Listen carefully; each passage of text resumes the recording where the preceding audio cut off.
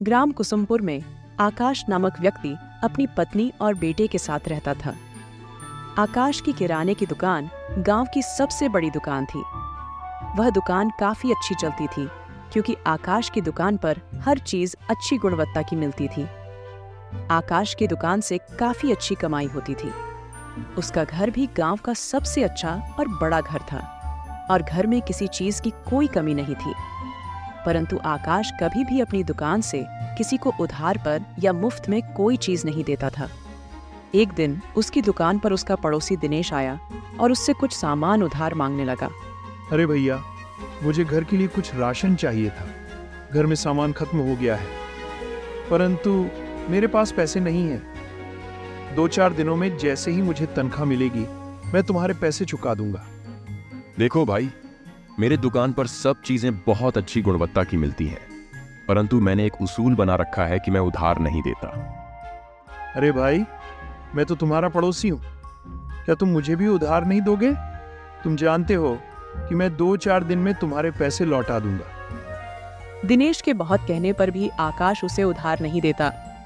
देखो भाई, उधार के लिए मुझे माफ करो। जब तुम्हारे पास पैसे आ जाएं तब आकर सामान ले जाना। गांव के लोग उसकी इस आदत से बहुत परेशान थे। ये जानते हुए भी आकाश किसी को उधार नहीं देता था। एक दिन गांव के एक बुजुर्ग आकाश को समझाते हैं। देखो बेटा आकाश, तुम्हें भगवान ने बहुत कुछ दिया है। तुम्हें थोड़ा दान पुण्य करना चाहिए।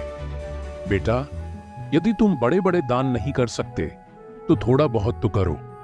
आकाश सबकी बातें सुनता, परंतु वह अपने उसूल को नहीं तोड़ता। सारा गांव उसकी इस आदत को जानता था। वहीं दूसरी ओर गांव के दूसरे छोर पर एक धर्मशाला थी। धर्मशाला में दिन में कई भूखे लोग आते और उन्हें वहां भरपेट खाना मिलता था। उस धर्मशाला में गरीबों के लिए मुफ्त खाना दिया जाता था, चाहे गांव का हो या बाहर का अजनबी। यदि कोई भी भूखा वहां आता तो उसे खाने को दिया जाता। लोग खाना खाकर बहुत सी दुआएं देकर जाते।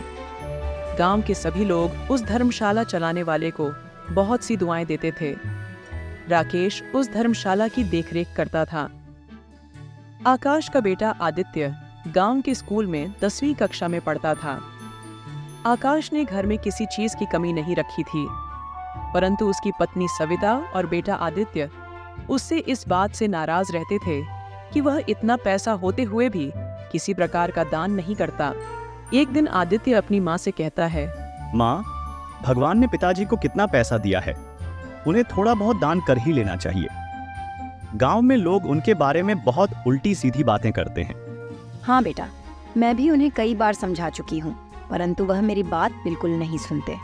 अब देखो, गांव की छोर पर जो धर्मशाला है, वहाँ कितना दान पुण्य जाता है और कितने भूखे लोग रोजाना वहाँ खाना खाते हैं। उतना दान ना सही, परंतु थोड़ा बहुत दान तो तुम्हारे पिताजी को भी करना चाहिए।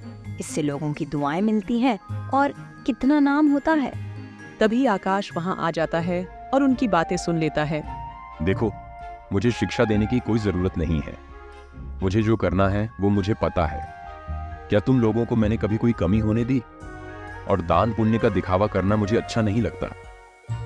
उसकी ऐसी बातें सुनकर आदित्य और सविता चुप हो जाते हैं और समझ जाते हैं कि वह अपने पिताजी को नहीं समझा पाएंगे। इसी तरह दिन बीत रहे थे।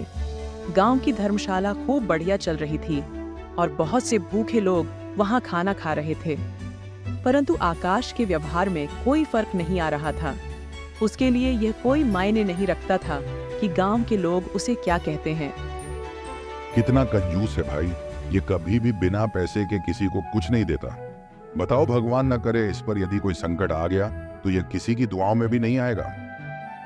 एक दिन अचानक आकाश की तबीयत खराब हो जाती है और वह दुकान पर ही बेहोश होकर गिर जाता है। दुकान पर खड़े ग्राहक तुरंत उसे अस्पताल ले जाते हैं, जहां डॉक्टर उसे जांच करने के बाद बताते हैं कि उसे लकवा मार गया है। अब आकाश ना तो बोल सकता था और ना ही चल फिर सकता था। गांव में आकाश के बीमार होने की खबर आग की तरह फैल जाती है। सभी लोग उसके बारे में बातें करने लगते हैं। अगर इसने कुछ दान पुण्य किया होता तो आज किसी की दुआ भी लग जाती, परंतु इसने तो कभी किसी की मदद नहीं की। भाई, अब तो भगवान ही इसका मालिक है। इस तरह गांव में लोग तरह तरह की बातें करते रहते हैं। आकाश के इस तरह बीमार हो जाने के बाद दुकान में काफी नुकसान होने लगता है और गोदाम में पड़ा सामान भी खराब होने की कगार पर आ जाता है। आकाश कुछ बोल नहीं पा रहा था जिससे वह अपने बेटे को कुछ समझा पाता। वह कुछ कहना चाहता था परंतु वह लाचार था। सविता अपने बेटे आदित्य से कहती है, बेटा, तुम्हारे पिताजी तो बिस्तर पर पड़ गए हैं। उनका दुकान पर जाना नामुमकिन है। अब तुम्हें ही दुकान संभालनी होगी, वरना हमें बहुत घाटा हो जाएगा। हाँ माँ, मैं भी यही सोच रहा था।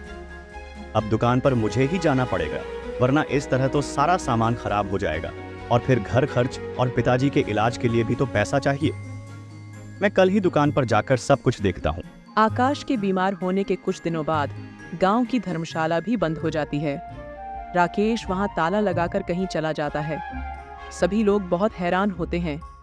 इतने सालों से यहाँ धर्मशाला एक दिन भी बंद नहीं हुई, परंतु अचानक ऐसा क्या हो गया जो इस धर्मशाला पर ताला लग गया। गांव वाले सोच सोच कर बहुत परेशान थे, परंतु वहां पूछते भी तो किससे पूछते। अब धर्मशाला पर कोई भी व्यक्ति नहीं था। उधर आदित्य अपने पिताजी की दुकान पर काम करने लगा और उसने दोबारा से दुकान संभाल ली। आदित्य पढ़ा लिखा था, इसलिए सभी बही खाते और सब हिसाब आसानी से समझ गया था। उनकी दुकान पर एक पुराना वफादार नौकर था जो उसके पिताजी के पास काफी सालों से काम कर रहा था। आदित्य पुराना बही खाता देख रहा था, तभी उसकी नजर एक पन्ने पर पड़ी जिस पर राकेश का नाम लिखा हुआ था और नीचे हिसाब में कुछ रुपयों का जोड़ तोड़ था। वह बहुत हैरानी से देखने लगा। आखिर धर्मशाला वाले राकेश का पिताजी से क्या लेना देना। काफी सोचने के बाद भी उसे कुछ समझ नहीं आया। आखिरकार उसने उस पुराने वफादार नौकर को बुलाया और उससे पूछा, क्या आप जानते हैं कि पिताजी धर्मशाला बनाने वाले राकेश को हर महीने इतने पैसे क्यों भेजते थे? नौकर चुपचाप सर झुकाए खड़ा रहा और कुछ नहीं बोला। आदित्य के दोबारा जोर देने पर उसने बताया, बेटा, मैं तुम्हारे पिताजी के साथ बहुत सालों से काम कर रहा हूँ। वह एक बहुत ही अच्छे इंसान है। वह काम करने वाले सभी नौकरों को अच्छी खासी तनख्वाह देते थे और जरूरत पड़ने पर मदद भी करते थे, परंतु वह नहीं चाहते थे कि उनकी मदद लोगों के सामने जाहिर हो। तुम्हें जानकर हैरानी होगी कि धर्मशाला में जितने भी लोग खाना खाते थे वो सब भी तुम्हारे पिताजी ही करते थे। गांव वाले न जाने उनके बारे में कितनी बुरी बुरी बातें करते रहे, परंतु उन्होंने कभी भी अपनी इस अच्छाई को लोगों के सामने जाहिर नहीं किया। वह कहते थे कि इंसान अच्छा काम करे परंतु उसका ढिंढोरा न मचाए। नौकर के मुंह से ये बातें सुनकर आदित्य के पैरों तले जमीन खिसक गई। वह मन ही मन बहुत पछताने लगा। उसने अपने पिताजी को कितनी बातें सुनाई थीं। वह मन ही मन अपने पिताजी के कामों पर गर्व महसूस करता है और अगले ही दिन से दोबारा से धर्मशाला में गरीबों के लिए खाना शुरू करवा देता है। आदित्य राकेश को अपने पास बुलवाकर उसे समझाता है, देखो भैया, मेरे पिताजी यह धर्मशाला चलाते थे, परंतु किसी को भी इसकी कोई खबर नहीं थी। उनका नाम कहीं पर भी नहीं आता था। उन्हें यह पसंद नहीं था कि उनके किए गए दान के बारे में कोई जाने। अब वह बहुत बीमार हैं और कुछ कह भी नहीं पा रहे हैं, परंतु मुझे पता चल गया है कि इस धर्मशाला का सारा खर्च मेरे पिताजी ही उठाते थे। अब मैं दोबारा से इसे शुरू करना चाहता हूँ।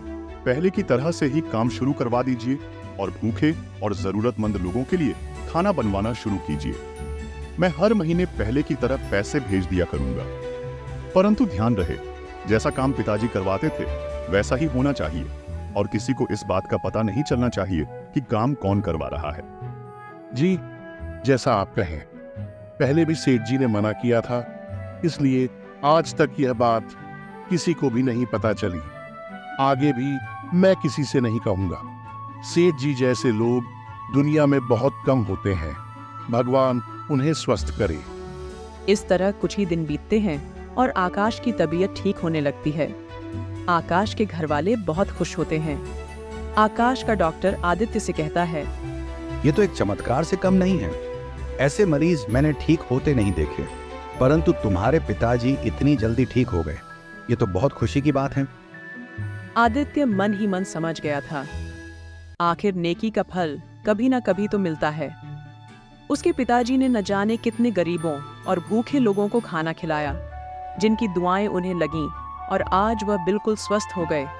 इसके बाद से आकाश और उसके बेटे आदित्य के अलावा यह बात कोई नहीं जानता था कि धर्मशाला में खाना कौन भेजता है।